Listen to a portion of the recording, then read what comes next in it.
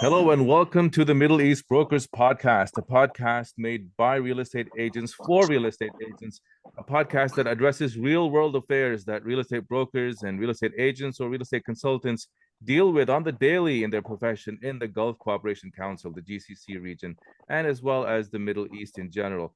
The podcast welcomes the full spectrum of industry experts and stakeholders for their insights, tips, and views on the current state of affairs of the real estate industry in the Middle East. And I am super excited to be welcoming an amazing friend, an excellent colleague, a celebrity of sorts in the city of Dubai, the land of opportunities, Mr. Abdullah Abdul Qadir, in our episode today. Welcome, Abdullah. Assalamu alaikum. Hi. Alaikum salam wa rahmatullah. And by popular demand, we also have Mr. Rakan Ghost back on the episode. Thanks for joining, Rakan. Thank you very much for having me. Excellent. Now, Dubai, of course, is a city like no other. It's a place of extravagance and wonder that has captured the imagination of people from all around the world. This stunning city boasts some of the most iconic and impressive landmarks in the world. But it's more than just a collection of awe-inspiring buildings and attractions. It's a vibrant and cosmopolitan city that is home to people from all over the world with a rich cultural heritage and a modern outlook. It's truly a melting pot of different cultures. And Mr. Abdullah Abdul Qadir is joining us today as an experienced and expert real estate professional in Dubai to give us his perspective and his insights on how it is to be like a real estate professional, a consultant, a broker in the city of Dubai. Abdullah, before we get started, please take a moment and tell our audience a little bit about yourself. Thank you, Mr. Imran, for having me today. My name is Abdullah Ibrahim Abdul Qadir. I'm from Saudi Arabia, but I was born in UAE. I'm almost more than 40 years in Dubai. I started my profession as real estate in the sake of passion because I had big passion about the city. I'm so attached with the city. So I used to visit under construction sites even before joining real estate, to be honest. And I joined real estate because of my my love and the passion of the city itself. So I want to be a part of the development, welcoming new people to the city, help the new people finding their home, their investments and such. So I started real estate in 2011, and it's almost 12 years so far. And it's an amazing, what can I say? Especially nowadays, it is really, really, really busy and amazing period of time that the market is really, really active, mature. Nobody, to be honest, whoever don't know the real estate situation will not believe it. What's going on today? To be honest. That's true. I mean, we're seeing some unprecedented market activity, and we will certainly get into a little bit about what makes Dubai an attractive destination for real estate buyers and sellers and investors. But before we get into that, a little bit more about yourself, Abdullah. So before you joined real estate, what profession or what career track were you on? Construction. In construction. Okay, so you sort of Yes. were already immersed in the real estate domain before you decided to get your license. Exactly. Yes. All right. And as far as, of course, I mean, you know, you're doing amazing, and your clients and testimonials and the feedback that we hear from your clients is testimony of what excellent luxury service that you provide to your clients. However, if you could maybe comment a little bit about how has this changed your life? Like, how has this impacted your life since you became a real estate broker? Oh my God, this is a really big question. Imagine you don't have, you can work from home, literally.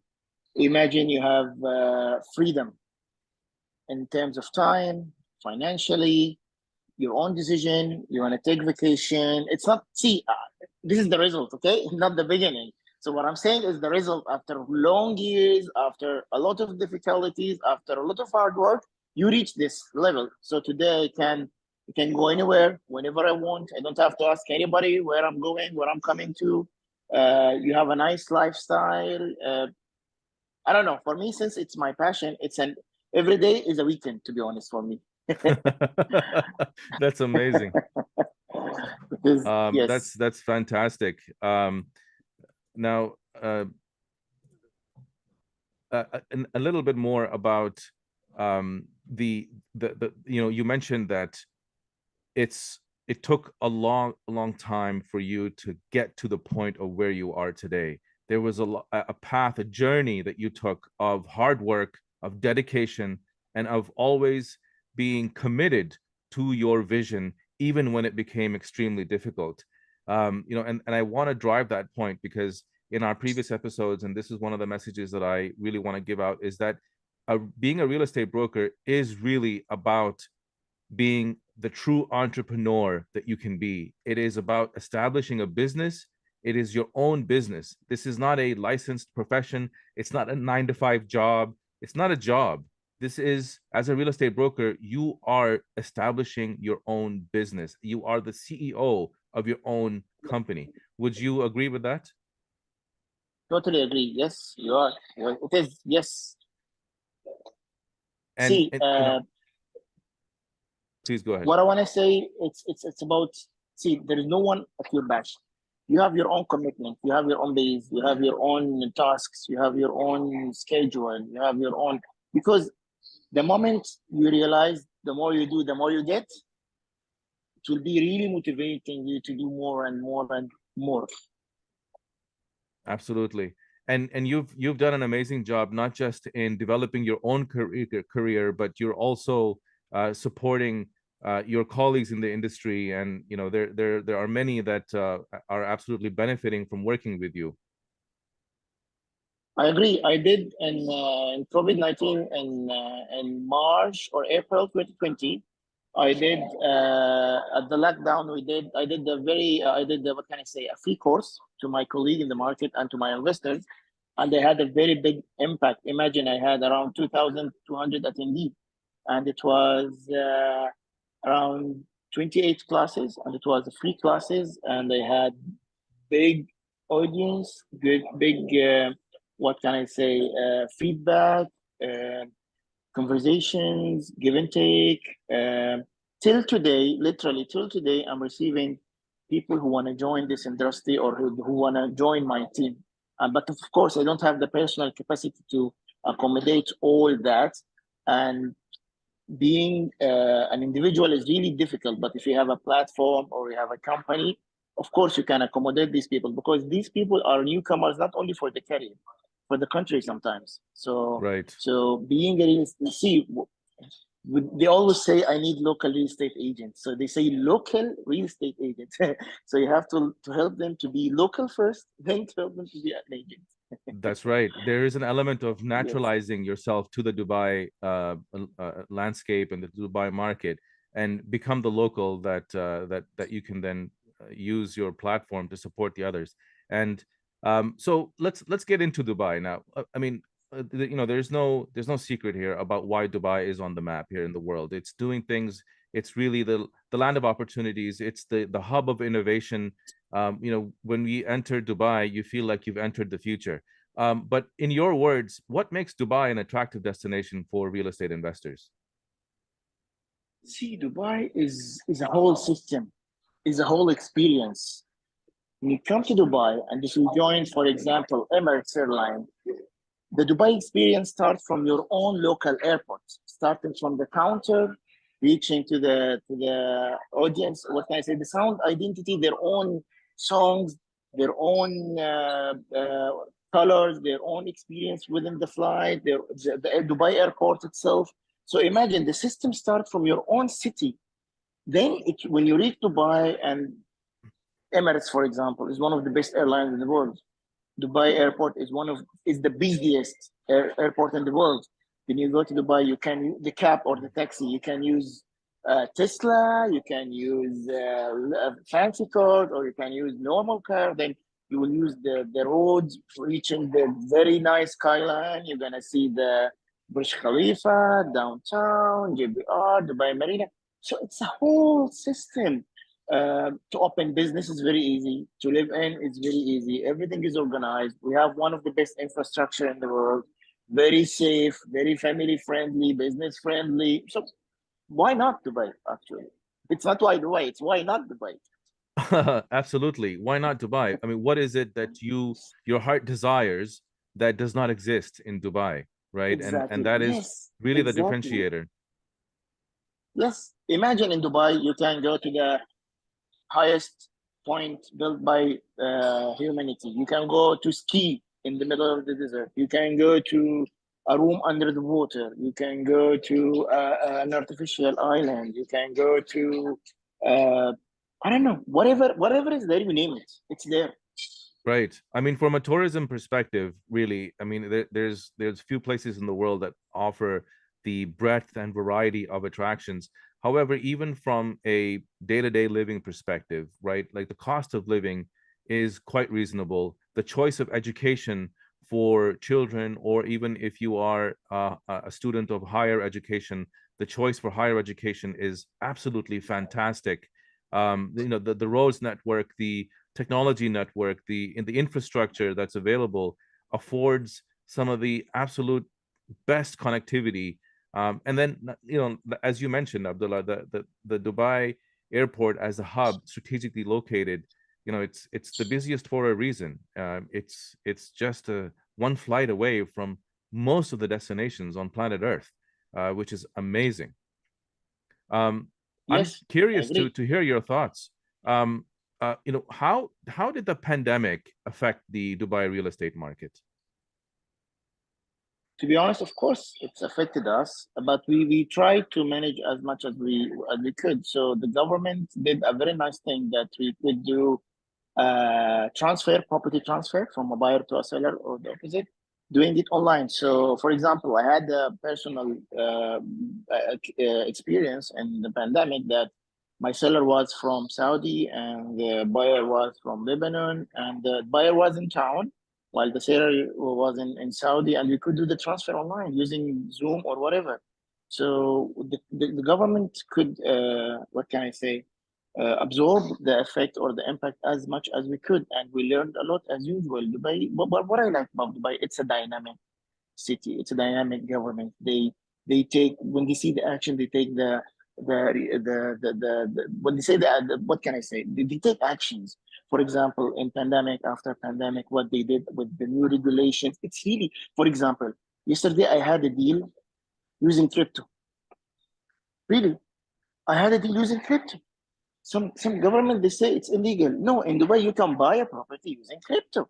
We have a very mature regulated system for using crypto. We could get one of the biggest platforms like Binance or whatever, who's doing crypto, and they have their main offices in Dubai, or one of their main offices in Dubai. So it's really dynamic. The people here take very fast, smart decisions. So if it's pandemic, if it's some war here or there, or if it's financial crisis as what happened in 2008, whatever, it is really dynamic. So we take it, accept it, absorb it, and we take action. Right.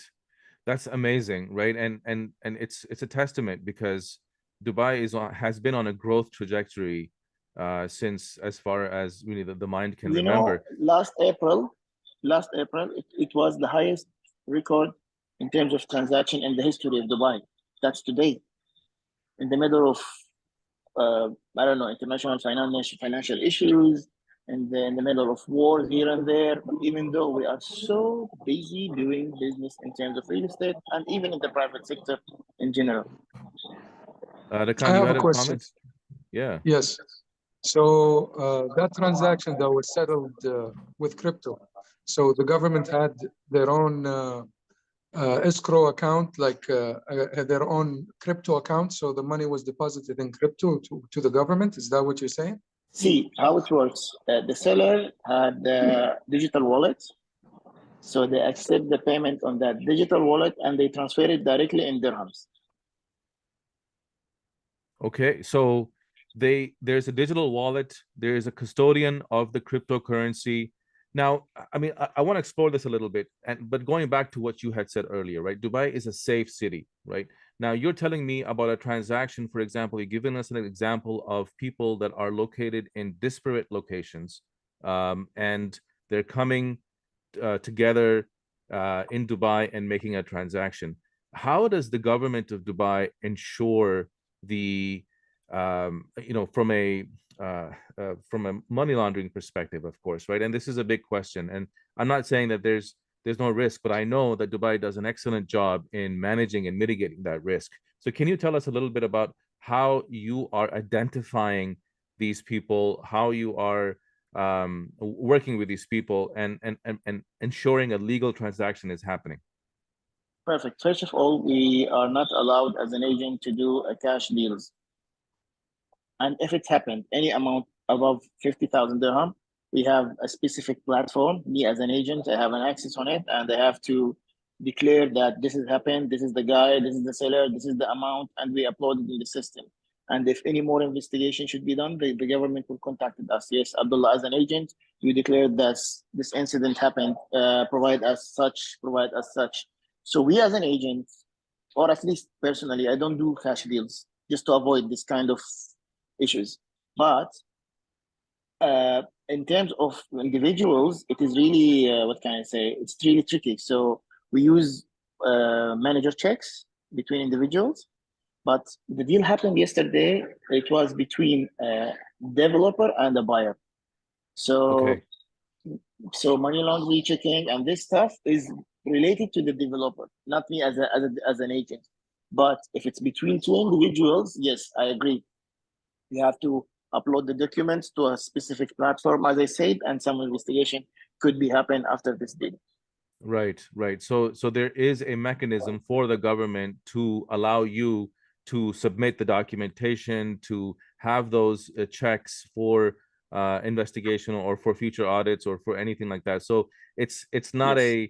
it's not a loose mechanism. It's a very tightly regulated mechanism. Of course, of course, of course. For example, what happened yesterday exactly? My client had euros, not dirhams, so I paid from my card the deposit, 20,000 dirham. So I had to sign a third-party declaration. They got my card copy, they got my signature, who am I, my ID, whatever, whatever, whatever. So it is regulated. Yes, it is, of course. Excellent. Rakan, I'm sorry, did that address your question? Perfect. I'm seeing him giving me a thumbs up. That's amazing. Abdullah, I wanna understand a little bit more about the market now. So some of our listeners are of course brokers that are trying to establish a presence, a brand in the Dubai market.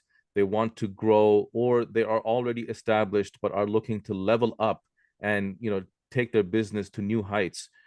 So having that in mind, could you comment on some of the current trends that you are seeing in the Dubai real estate market?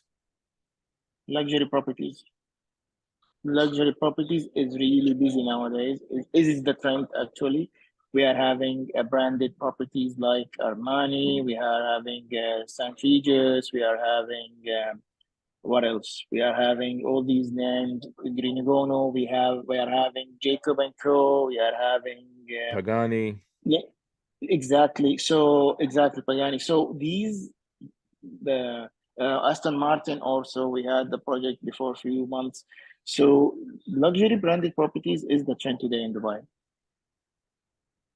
Now, when for agents that are entering into the luxury market, what are some of the most common mistakes that you're seeing that they're making? Knowledge, lack of knowledge. And I don't blame them. Dubai is a very dynamic market. Even if I'm on vacation, Imran, I have 1 hour every day at the end of my day just collecting the data of the new projects daily. Imagine daily. So you have to dedicate 1 hour to collect the new launched projects and have their its data. And I know we are having platform where it give you the transactions and it give you, but some details are not there. It's we have to add value to your clients. You should have more information about it, not only public information. So lack of knowledge is the issue, and as I said, I don't blame them. It is very dynamic. It's not easy to catch the information, the flow of the information. Right. No, absolutely. Now, I mean, one of the things that we've noticed is that Dubai is expanding in all directions. There is incredible volume of property that's coming onto the market. However, the government has taken a very active role in making sure that the dynamics of supply and demand is maintaining in a very balanced sort of I will tell you way. something. You as a registered broker, we have a platform called ReTech. we can see how what is the exactly demand and what is the exactly supply. And the government is keeping around 20% difference in terms of supply and demand. What I want to say is they're trying to keep the occupancy rates in average between 80 to 84. Okay. And Yeah. that is across the board for owned properties only, or are you including, for example, rentals in this as well? All properties. All properties. Now, how Yes. easy is it for foreigners who are not residents of Dubai to buy or rent a property in Dubai? To rent is not possible because they should be a resident, of course. Otherwise, why are they gonna rent? But why? It is very simple. It is literally online. You can, for example, let's assume you are a client who is interested in Emaar. For example, me as a registered agent with Emaar, I have an app. We go to the app, we check the availability, the inventory. I'll show you the details, the information, etc., etc. And let's assume you choose or you pick a unit. Very simple. All what I need is passport copy, your address, mobile, and email. That's all what I need. Then you will receive a link using mobile, using WhatsApp. Dear Mr. Imran, Abdullah registered the unit under your name, blah, blah, blah. Please check the details. You will go through the details. You will check that the document is matched with what I said or what I promised or what I informed you, that the unit number is this, that the layout is that, the size, the price, the payment plan, etc. If you agree with that, just click agree. Then you put your credit card.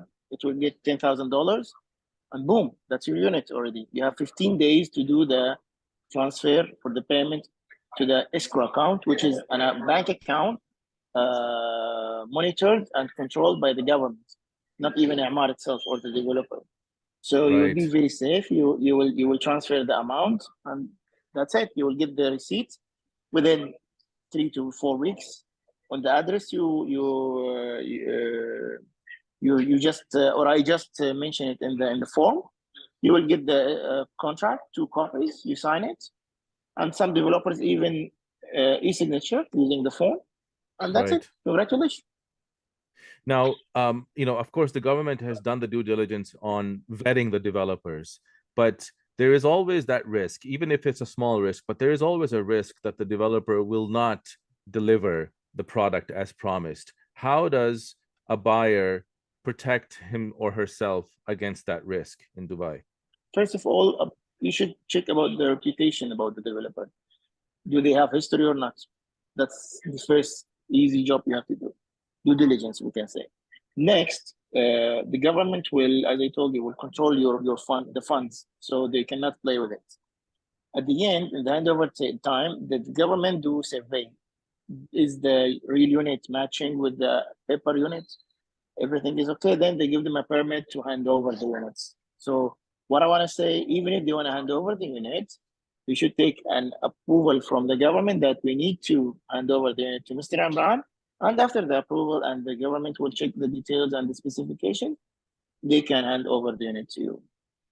Right. And for those brokers that are listening, of course, this is where we as real estate professionals play an absolute essential and critical role in making sure that we become the trusted source of having done that due diligence, the trusted source of knowledge, the trusted source of information, as Abdullah mentioned earlier, right?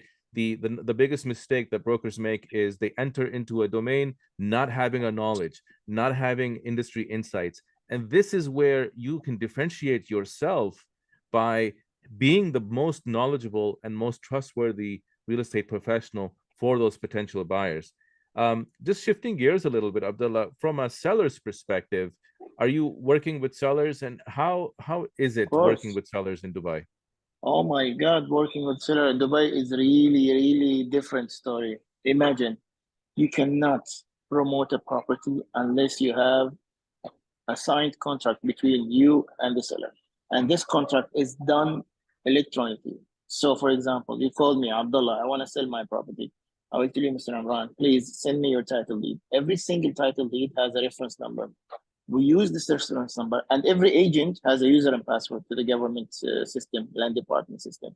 So we log into the department or land department system. I will put your title number, and I will put any single details like your passport number, your date of birth, or your Emirates ID number. If the title deed and this information is matched, you will get entered to the property details. Now, next step is the system will show me a part of your email and mobile number. I will share to you, Mr. Imran, is this accurate? You will tell me, Abdullah, yes, it is accurate. I will tell you, okay, Mr. Imran, I will do a contract with full details. You will get an email with link. Please click on that link. You will get a one-time password to your email. So by this method, they will make sure no one will open the contract. It's only you as a landlord. You will go through the terms and conditions. If you accept it, you click accept. If you don't, you say I don't. If you accept it, I will receive a message directly to my email and my mobile number, SMS. Dear Abdullah, your contract number, blah, blah, blah, is accepted or rejected. Now, when I have this contract, we have another platform, which is by land department. We put the contract number and we get a permit number from that contract. And imagine using this permit number on the portals, if you change any single details, nowadays the artificial intelligence AI is very smart, and that the AI will catch the fake listing or the wrong price on the portal, and it will be removed within 2 hours or 3 hours. So it is Amazing. 100% controlled. It is 100% controlled. Now we listed the property. I have a buyer. Mr. Rakan is my buyer, for example. He say, Abdullah, I'm interested on this unit. I will tell him, okay, Mr. Rakan, do you have an Emirates ID? If he say yes, as soon as I put his Emirates ID, I will have his details. I will send him, Mr. Amran, Mr. Rakan, is this your details? Yes. Are you happy with this details? Are you gonna pay this unit? Yes. Okay. I say, I will send it to him. Again, he will have it in his email and he will approve it using one-time password. Now I have a contract between me and Rakan as a buyer. So I have a contract between the seller and they have a contract between the buyer. I will put, I'm gonna generate what we call it the selling contract. So I'm gonna put the both contract details numbers. It will automatically fetch the information of the seller and the buyer. And both parties will receive again an email and OTP. If they approve it, that's it. The contract is ready and the government will have the details. All we're gonna have to do is just go to a trustee office. Within 15 minutes, deal can be done, literally. Amazing. And Within you know 15 what? minutes, the And deed you is know, transferred. within 15 minutes. And you know what? If you sign the contract between any buyer, the contract which is signed by other agents will be deactivated and the listing will be removed. Plus, you can do this with only 3 agents in the market. So you have to choose carefully. You cannot have 4 or 5 or unlimited number of agents. If you sign the contract with me, you have a chance to sign with 2 more. That's it. So you have to choose wisely. Okay. And you know, as you are safe as an agent. You cannot sign a contract with me and with someone else. Fool my buyer or fool others. You got my or other agents. So it is really controlled and really, I love it, to be honest, as an agent. It's regulated. I mean, they are allowing some level of competition. So you are saying that if a seller signs with you, he or she has the ability to sign with 2 more agents in order to sell their property. Unless if he signed it with me as an exclusive agent, he can't. Okay. The system will not allow. So there is exclusive contracts, and then there's non-exclusive, which allows for a maximum of 3 contracts to exist between the seller and the agents. For the specific property, yes. For this specific property. And the government is so tightly regulating this, where they are monitoring every component of this transaction from the time the contract is signed to the time a buyer has been identified. And you know what? And you know what? You as a, for example, Rakan, he's looking for a property on the portal. In every single listing, he can find the QR code. Using his phone, he can just scan it. He will get all the details. This is listed with Abdullah. The asking price is this. The unit size is that. Whatever. So that's amazing. You know what? Because going back to, let's say, 10 years ago, or maybe even more, or maybe even less, to be honest with you, I remember hearing concerns and worries that buyers had that were coming in trying to find property in Dubai, where they would meet with 10 different agents and 10 different agents would give them 10 different prices. And there was this bad reputation that had been established about the honesty and integrity of the information that people could get from the agents. Now, what you are telling us here today completely eliminates that risk. Now, this is 100% if you are standardized. changing 1 dirham, if you are changing 1 dirham in the listing, you have to modify the contract. Otherwise, the AI will remove your listing from the portal. 1 dirham only. Amazing. So it's so tightly regulated. Now, this should, for those listening, even if you're a broker, that is a major sense of comfort that you can provide to your clients, whether they are buyers or sellers. That we now are, we don't have a choice but to act with integrity. Of course, you should always be acting with integrity anyway, but now the government has made it so that there is no choice, right? And that's fantastic for the buyers and the Right. sellers. If you have a property, we have something called the open source. If you have a property, you know when it was sold, how many times, how much is rented for, what is the size, initial prices, every single details about the property, even if you're not related with it. But of course, you won't find the owner name or whatever, or his passport or whatever. But about the property itself, you can know how much, how big it is, when it was sold at the beginning from the developer, how many times sold, what is the rental, and how much. You know what? Even the system will calculate the profit and loss for every single transaction. You don't have to calculate it. Wow. It will tell you, this guy, wallahi, this guy gained 15%, this guy lost 10. This guy is doing ROI 5%. This guy is doing And this so is public literally information. public information. And you know what? We have, of course, service charge. If you listed a property as an agent, the system will itself will fetch the service charge if there is any remaining dues, or even if there is a legal case on this property, you won't be able to list it. It will tell you, no, there is a legal case in the rental committee, or there is a case in the management office, or whatever. So if any single wrong with this property, owner himself, he cannot do anything. Amazing. You know what, Yes. Abdullah, I mean, your insights and of course, talking to you is always such an exciting moment for all of us. And for those listening, please remember to like, comment, and subscribe. Follow our channel. We are running out of time, Abdullah, but we would love to have you back and talk to you a little bit Inshallah. more. Inshallah, we'll have you back and explore your domain a little bit more. Again, thanks for tuning in. If you're listening, remember to follow or subscribe, depending on the platform that you're listening on. But I want to thank Abdullah Abdul Qadir for joining us today and sharing amazing insights of what he does in the Dubai market.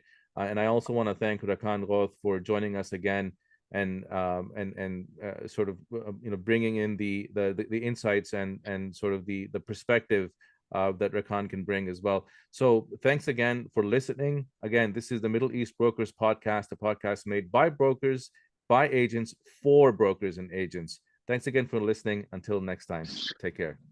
Assalamu alaikum. Salam.